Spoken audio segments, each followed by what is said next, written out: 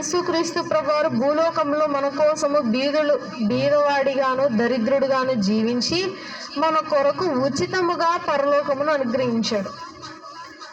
భూలోకంలో మనుషులు చేసే పనులకి దేవుడు చెప్పినటువంటి మాట, మీరు భూలోకంలో కాదు డబ్బు సంపాదించేది, ఇక్కడ ఏముంటుంది, చిమ్మట ఉంటుంది, చెదలు ఉంటాయి, దొంగలు ఉంటారు.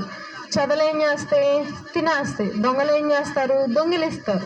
నువ్వు దాన్ని కాపలా కాయటమే నీ బతుకంతా సరిపోయింది. ఆ ధనానికి ప్రశాంతత ఉండదు, నువ్వు ఉన్నటువంటి డబ్బుని సరిగ్గా వినియోగించుకోలేవు. కాబట్టి నువ్వు ధనాన్ని సంపాదించుకోవాలన్న కోరిక ఉంటే పరలోకంలో సంపాదించుకో, పరలోకం కొరకు సంపాదించుకో.